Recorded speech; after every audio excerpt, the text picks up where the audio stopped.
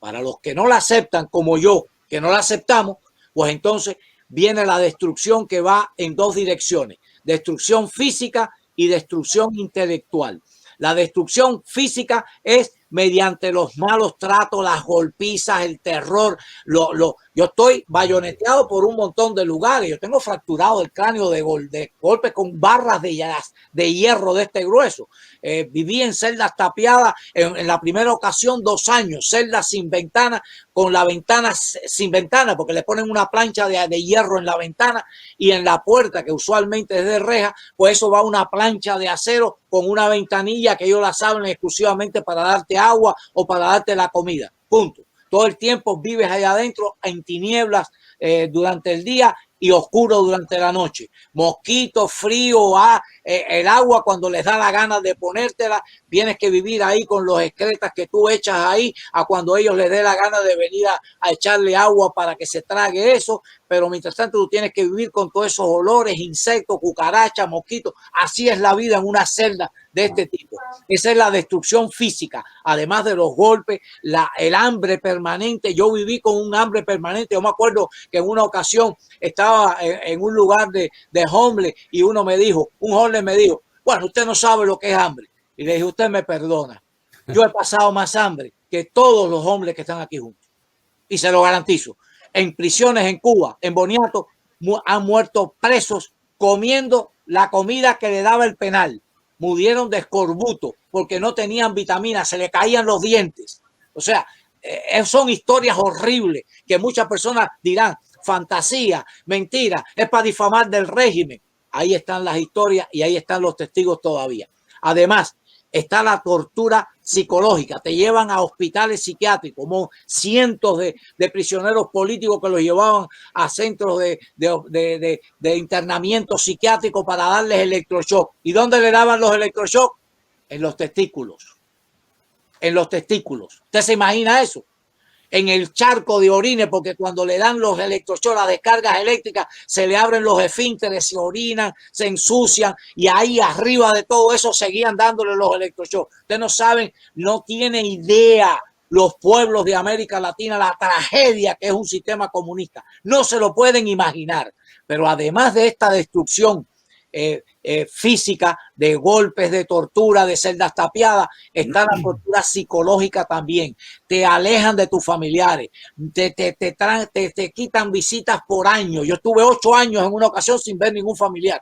O sea, te buscan las prisiones más lejanas de donde vive tu familia para que no tengan ni la posibilidad de ir a verte. O sea, no te permiten cartas, te las rompen, te las destruyen cuando los familiares te escriben. O sea, es un sistema para destruirte física e intelectualmente. Ese es el sistema carcelario.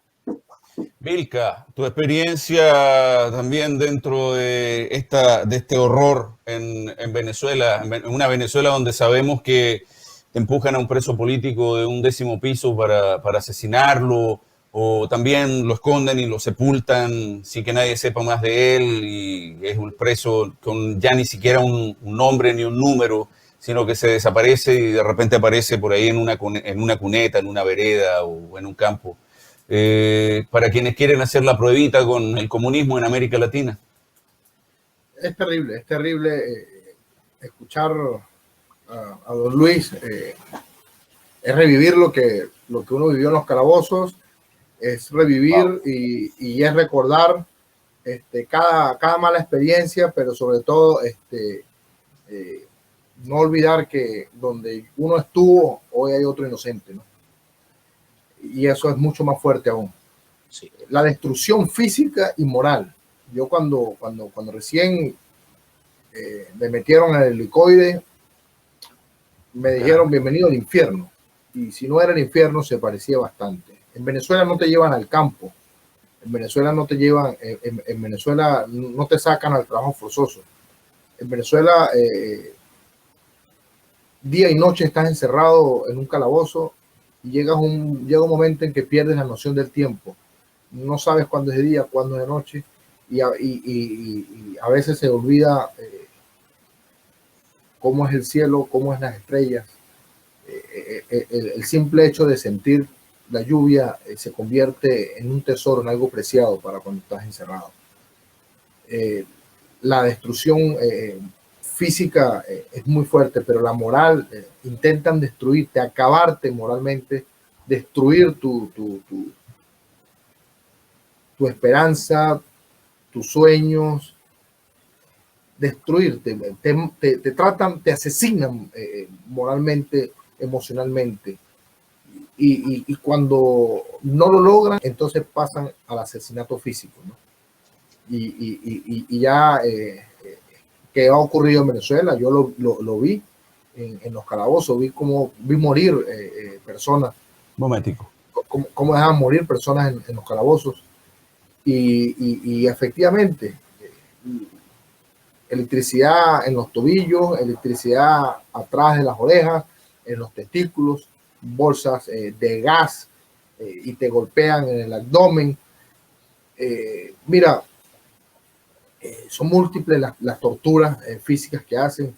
Yo vi cómo paraban filas de 30, 40 presos en una noche y cómo le caían abarrotes hasta que la piel se les desgarraba y no se podían mantener a pie.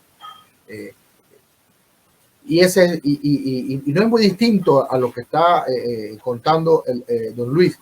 Y eso nos demuestra una vez más que el sistema de tortura en Venezuela viene desde Cuba. Esto nos demuestra una vez más que efectivamente, como lo venimos denunciando, los sistemas de tortura, los sistemas penitenciarios en Venezuela los han adaptado, los han actualizado precisamente mediante el asesoramiento claro de los cubanos, pero de los cubanos del régimen, no del pueblo cubano. Es importante aclarar esto. Sí. Porque uno dice fuera los cubanos de Venezuela, no, fuera los cubanos del régimen de Venezuela, que es distinto, que son violadores de derechos humanos. Entonces, hoy en Venezuela siguen actualmente más de 300 presos políticos. Tenemos una cárcel conocida como La Tumba, que está 30 metros bajo tierra, donde se aplica la tortura blanca, la tortura psicológica, la tortura física, donde hay personas enterradas ahí.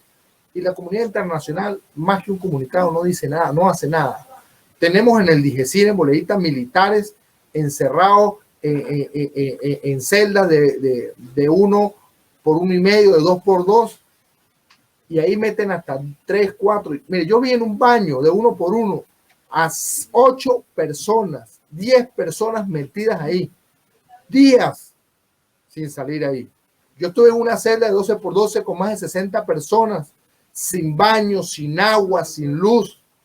Teníamos que hacer nuestras necesidades fisiológicas, el excremento ahí en el piso, le llamábamos barquito en hojas de papel, y ese excremento teníamos que colocarlo en un costado y ahí dormíamos y pasábamos días ahí con esos olores ahí. Esa es la realidad, y a eso es lo que le espera al Perú si termina asumiendo el poder la izquierda radical de Pedro Castillo. Es lo que le queda, es lo que le queda a Brasil si regresa al socialismo, es lo que le queda en el futuro a México, es lo que le va a ocurrir a Chile si termina cayendo y regresando al comunismo, al socialismo. Es lo que está ocurriendo. No nos lo contaron. Yo lo viví en carne propia. Don Luis lo vivió en carne propia.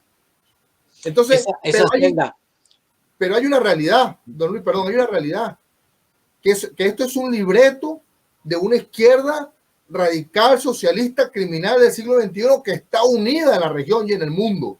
Correcto. Y por otro lado, los sectores democráticos, cada quien sigue luchando por su pedazo de pastel y no terminamos de ponernos de acuerdo para hacerle un frente, y seguimos diciendo, es que no puede, la intervención en los países, no podemos intervenir, la autonomía de los pueblos. ¿Cuál es la autonomía de los pueblos cuando hay violación de los derechos humanos, cuando se trata de la libertad? Eso no existe. Además que ellos son quienes la reclaman, pero ellos son quienes la irrespetan. Esa celda que mencionaba Wilka hace un momento, esa posiblemente es una copia de las gavetas de Cuba.